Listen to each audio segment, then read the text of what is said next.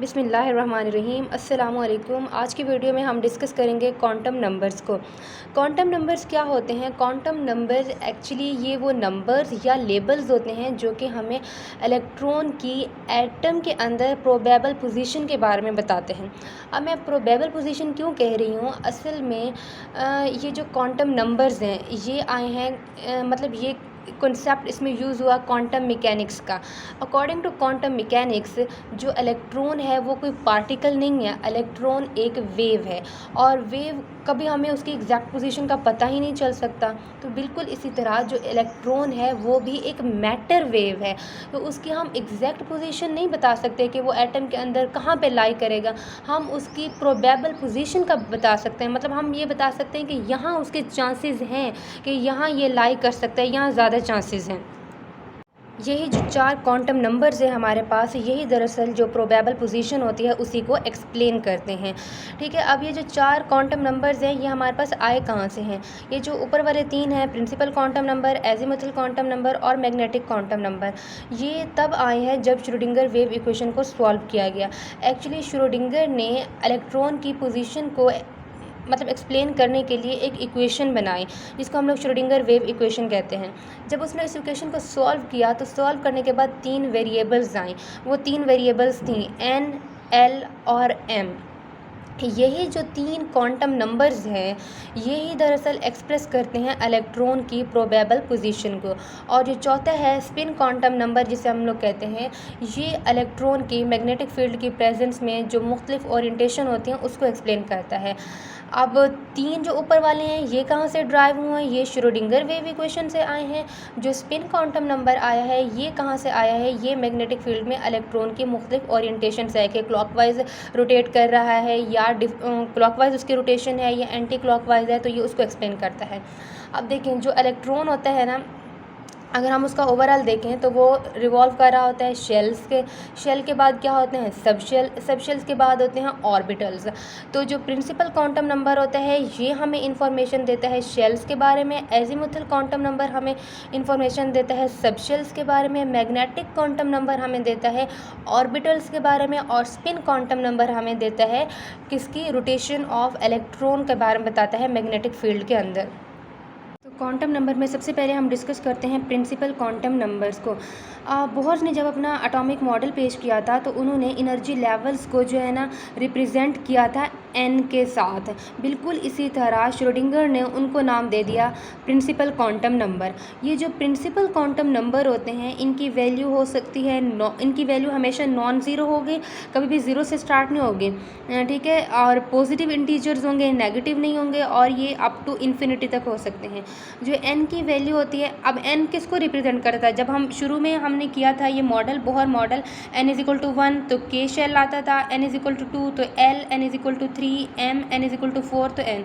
Same चीज़ यहीं पर है। देखें कि वो कह रहे हैं जो n की वैल्यू होती है वो रिप्रेजेंट किसको कर रही है? दरअसल वो शेल को या एनर्जी लेवल को जिसमें इलेक्ट्रॉन रिवॉल्व कर रहा।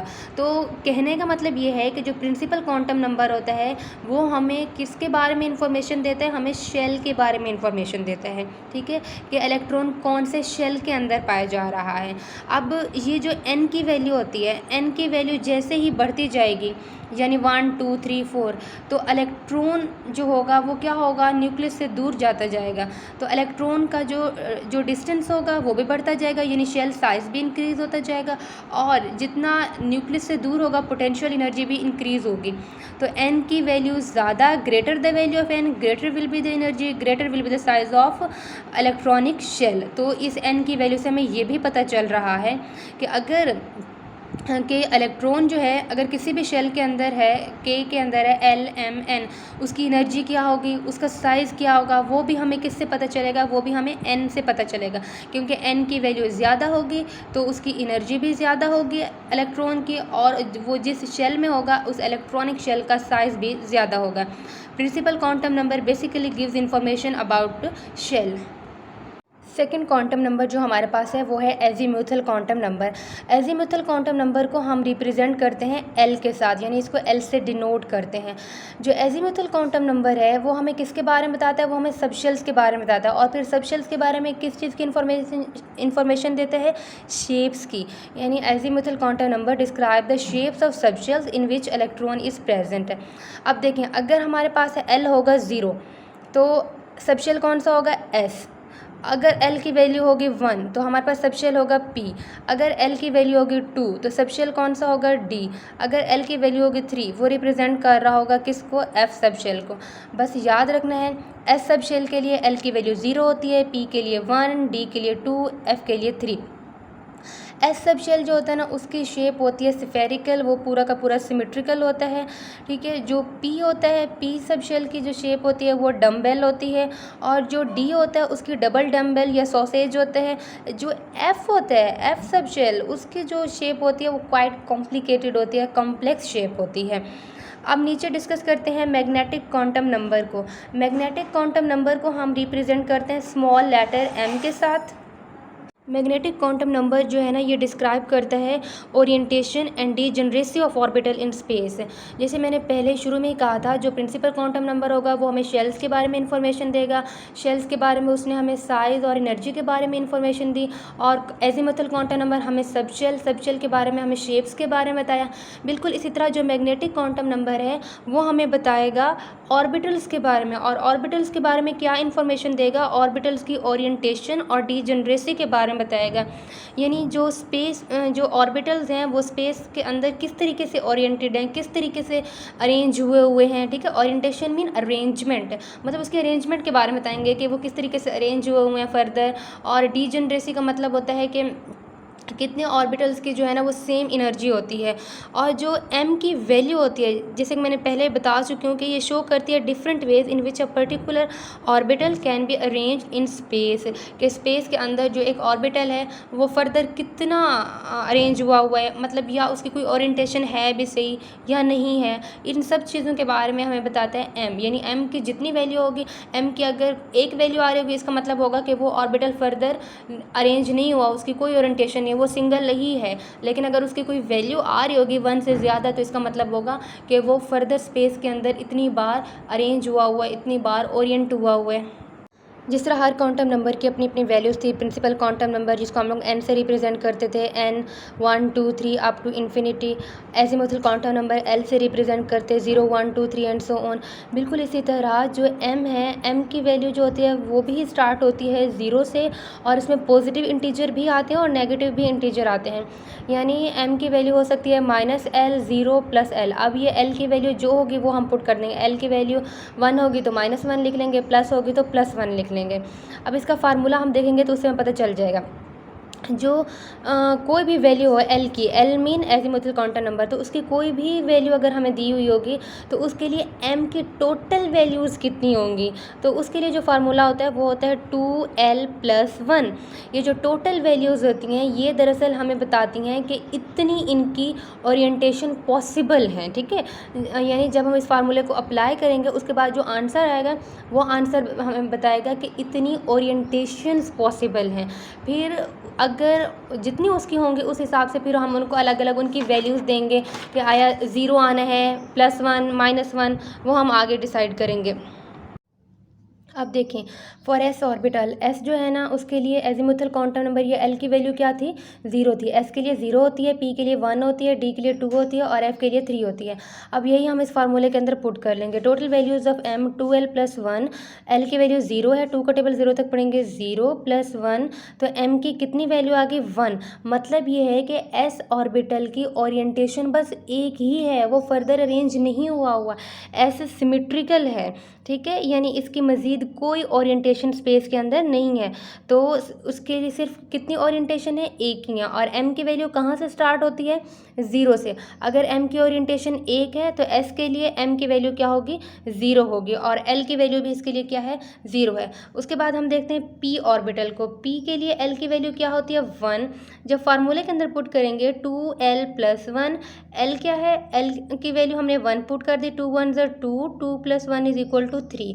इसका मतलब ये हो गया कि पी की कितनी ओरिएंटेशंस हैं, यानी जो एम की वैल्यू आती है ना फार्मूला पुट करने के बाद, वो होती हैं उसकी ओरिएंटेशंस के बारे में हम बताते हैं। अब 3 है तो इसका मतलब ये हुआ कि पी ऑर्बिटल जो है ना वो स्पेस में 3 बार ओरिएंट हुआ है।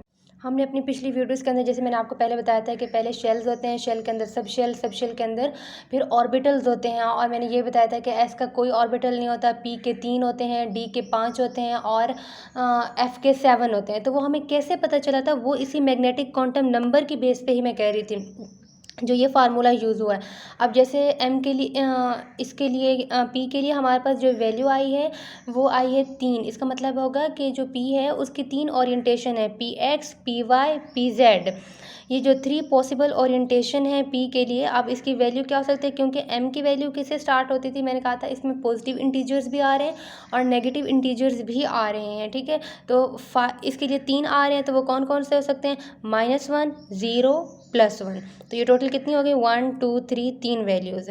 तो पी के लिए एल की वैल्यू क्या होती है, 1, और एम की वैल्यू हो सकती है 0 + -1, यानी कि एम की इसके लिए 3 वैल्यूज़ आएंगी। अब डी के लिए देखते हैं। डी के लिए जो एल की वैल्यू होती है वो 2 होती है, तो हमने 2 को जब पुट किया, यानी एल की जगह हमने 2 को पुट किया, 2 × 2 = 4, 4 + 1 = 5। इसका मतलब ये हो गया कि डी ऑर्बिटल जो है ना वो स्पेस के अंदर 5 तरीके से अरेंज होता है, और वो हमें पता है कौन कौन सी वैल्यू होती हैं, D X Y, D Y Z, D Z X, D X square, Y square and D Z square. और इसकी वैल्यू हम कौन कौन से दे सकते हैं, 0 + -1 3 हो गई, +-2 3 + 2 = 5, यानी कि इसकी कितनी वैल्यू है, 5। तो एम मैग्नेटिक क्वांटम नंबर के फार्मूले से हमें पता चला कि स्पेस के अंदर जो डी है वो 5 तरीके से अरेंज हुआ है। डी की जो ओरिएंटेशन है वो 5 वे में हुई है, और डी के जो मैग्नेटिक क्वांटम नंबर होंगी तो इसकी वैल्यू भी कितनी होगी, 5 ही होंगी। अब जो एफ़ है, एफ़ के लिए मैंने बताया था, एफ़ के लिए एल की वैल्यू क्या होती थी, 3। तो टोटल वैल्यू उसका जो फार्मूला है उसमें हम एल को 3 पुट कर देंगे, 2 3 = 6, 6 + 1 = 7। यानी जो एफ़ ऑर्बिटल्स है उसको हम अरेंज कर सकते हैं 7 तरीके के साथ स्पेस के अंदर। अब इसकी वैल्यू भी कितनी होंगी, फिर 7 ही होंगी, 0, फिर +1, -1, +2, -2, -3, +3। तो m की वैल्यू कितनी है, 7। तो इसका मतलब है कि f ऑर्बिटल जो है ना वो स्पेस के अंदर 7 तरीके से अरेंज हो सकता है। ये हमने पहले पढ़ा हुआ था कि s जो होता है वो फर्दर अरेंज नहीं होता, s एक ही ऑर्बिटल होता है, p के 3 होते हैं, d के 5 होते हैं और f के 7 होते हैं। तो वो हमें इन चीज़ों के बारे में, इस ओरिएंटेशन के बारे में कौन सा क्वांटम नंबर बताता था, वो हमें ये सारी मैग्नेटिक क्वांटम नंबर बताता था, और उसका जो फार्मूला था वो था 2l+1। अब जो लास्ट क्वांटम नंबर है वो है spin quantum number. Spin quantum number किस चीज़ के बारे में हम बताता है, ये हमें इलेक्ट्रॉन की स्पिन के बारे में बताता है। It describe spin off electron in an atom. अब देखिए कोई भी चार्ज पार्टिकल होता है जब वो अपने ही एक्सिस के गिर्द रोटेट करता है तो वो क्या करता है, वो एक्ट करता है एज अ टिनी बार मैग्नेट। जब वो बार मैग्नेट होगा तो जाहिर है मैग्नेट के गिर्द क्या होती है, मैग्नेटिक फील्ड जनरेट होती है। तो बिल्कुल इसी तरह एक इलेक्ट्रॉन के साथ भी यही होता है। जो इलेक्ट्रॉन होता है वो अपने ही एक्सिस के गिर्द रोटेट करता है, जिसको हम लोग सेल्फ रोटेशन कहते हैं। और जब वो अपने ही एक्सिस के गिर्द रोटेट करता है तो वो क्या करता है, वो मैग्नेटिक फील्ड जनरेट करता है। लेकिन वो उसकी जो रोटेशन होती है वो 2 तरीके से हो सकती है, यानी कि इलेक्ट्रॉन की जो रोटेशन है, सेल्फ रोटेशन है, वो क्लॉकवाइज भी हो सकती है, वो एंटी क्लॉकवाइज भी हो सकती है। तो अब जो क्लॉकवाइज रोटेशन होगी या एंटी क्लॉकवाइज जब भी होगी तो उससे क्या होगा, तो उससे हमारे पास 2 अपोजिट मैग्नेटिक फील्ड जनरेट होंगे। क्यों, क्योंकि 2 अपोजिट स्पिन हो रही है ना, एक क्लॉकवाइज हो रही है और एक एंटी क्लॉकवाइज हो रही है। तो क्लॉकवाइज और एंटी क्लॉकवाइज डिफरेंट रोटेशन हो रही हैं, तो उसके लिए एक के लिए हम स्पिन क्वांटम नंबर की वैल्यू होगी +½ और एक के लिए होगी -½ हमेशा जो स्पिन होती है उसको हम किससे डिनोट करते हैं, या +½ से या -½ से। क्यों, क्योंकि एक क्लॉकवाइज होती है और एक एंटी क्लॉकवाइज होती है। अब देखिए कि जो स्पिन क्वांटम नंबर है उसको हम हमेशा +½ या -½ से क्यों रिप्रेजेंट करते हैं। एक्चुअली जो स्पिन क्वांटम नंबर है ये एक एंगुलर मोमेंटम की ही टाइप है, यानी स्पिन क्वांटम नंबर भी क्या हो गया, ये एक वेक्टर क्वांटिटी है। और हम सबको पता है जो फिजिक्स में वेक्टर क्वांटिटी होती है उसको हम किस तरीके से रिप्रेजेंट करते हैं, 2 तरीक़ों से, यानी उसकी मैग्नीट्यूड भी होती है और उसकी डायरेक्शन भी होती है। तो जो स्पिन क्वांटम नंबर है जब इसको सॉल्व किया गया तो इसकी मैग्नीट्यूड मैग्नीट्यूड आई हमेशा हाफ। अब इसको प्लस और माइनस इसीलिए लिखते हैं क्योंकि ये इसकी जो डायरेक्शन होती है वो क्या होती है, वो डिफरेंट होती है। यानी जब वो क्लॉकवाइज होता है तब उसकी डायरेक्शन डिफरेंट होती है, जब वो एंटी क्लॉकवाइज रोटेट कर रहा होता है तो उसकी रोटेशन क्या होती है, डिफरेंट होती है। अब क्लॉकवाइज को हम प्लस से रिप्रेजेंट करते हैं तो एंटी क्लॉकवाइज को हम माइनस हाफ से रिप्रेजेंट करते हैं। चूँकि मैग्नीट्यूड हमेशा हाफ आता है उसका, जो प्लस और माइनस होती हैं वो दरअसल उसकी जो ओरिएंटेशन ऑफ डायरेक्शन होती है उसको स्पेसिफाई कर रहे होते हैं। तो आज हमने डिस्कस किया क्वांटम नंबर्स को कि क्वांटम नंबर्स क्या होते हैं। ये दरअसल हमें जो इलेक्ट्रॉन का एड्रेस होता है या जो इलेक्ट्रॉन के एटम के अंदर प्रोबेबल पोजीशन होती है उसको डिस्क्राइब करते हैं। जो अब इलेक्ट्रॉन क्या होता है, सबसे पहले शेल्स होते हैं, शेल्स के बाद सब शेल्स होते हैं और सब शेल्स के अंदर 3D स्पेस होते हैं जहाँ इलेक्ट्रॉन की जो चांसेस होते हैं पाए जाने के वो मैक्सिमम होते हैं, उसको हम लोग ऑर्बिटल्स कहते हैं। तो जो प्रिंसिपल क्वांटम नंबर है वो हमें बताता है शेल्स के बारे में, एजीमुथल क्वांटम नंबर सब शेल्स के बारे में, मैग्नेटिक क्वांटम नंबर हमें बताता है ऑर्बिटल्स के बारे में, और स्पिन क्वांटम नंबर जो है ना ये हमें इन्फॉर्मेशन देते हैं स्पिन ऑफ इलेक्ट्रॉन के बारे में। तो ये ओवरऑल चारों मिलके जो है ना हमें इलेक्ट्रॉन्स की पोजीशन बताते हैं 3D स्पेस के अंदर। तो आज जो हमने डिस्कस किया ये सारा का सारा क्वांटम नंबर के बारे में था। इंशाल्लाह in our next video we will discuss productable and the productivity of properties.